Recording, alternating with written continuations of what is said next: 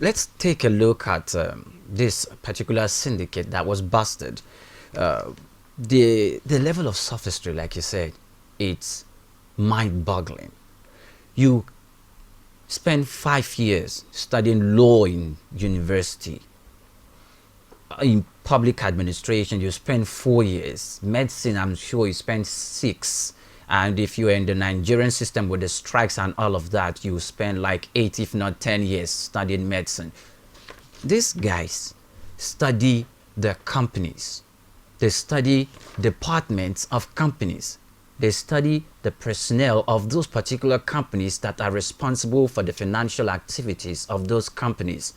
These guys are well coordinated, organized, and it's like it's a business and an establishment that has laws regulating that particular organization to carry out illegal activities.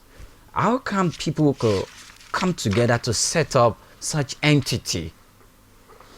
Like you said, if they are deployed in a positive way, it would have accrued to them in the same way. I don't understand that.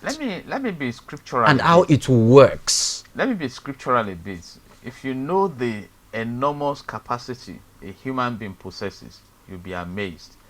In Genesis chapter 1 verse 28, Genesis 1:28, the Bible says, and God blessed them and said, multiply, replenish the earth, have dominion over the fishes in the sea, the birds in the air, over every creeping thing.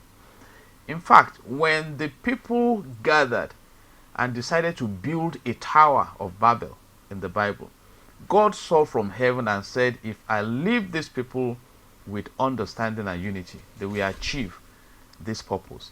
So they woke up one morning, they couldn't understand each other, so they scattered. So the human being is full of capacity, and that is why you compare nations.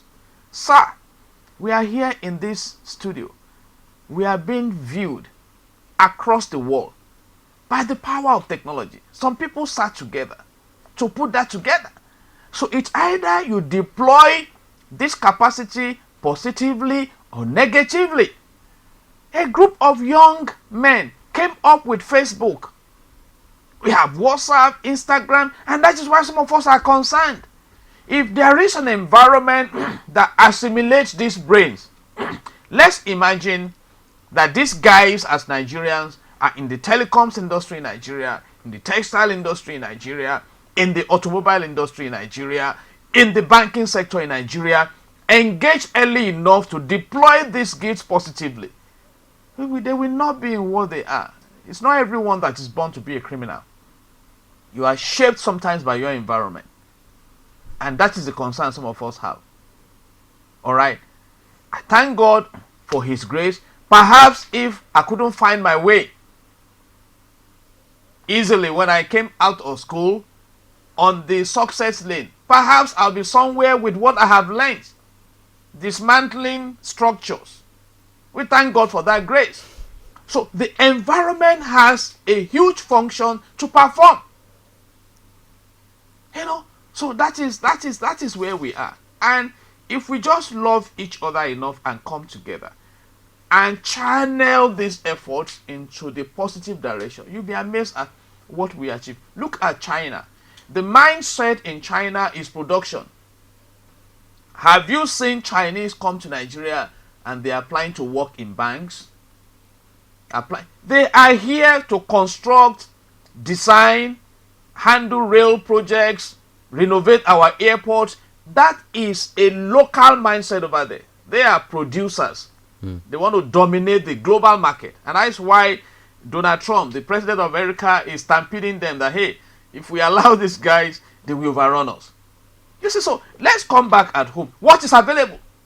Our rate of employment now is 25% or thereabout. All right? And so, talk about poverty. We are the capital of poverty. We have not denied it. Many are out of school. We appreciate the promise of my amiable president, Muhammadu Buhari, to migrate 100 million Nigerians from Is it 100 million or 10 million? 100 million 100 Nigerians million Nigerians from poverty poverty to prosperity in 10 years. So we have admitted there is poverty. So we have a barrage of issues, and we are just isolating what has come to the front burner. What about the massive fraud going on in this country?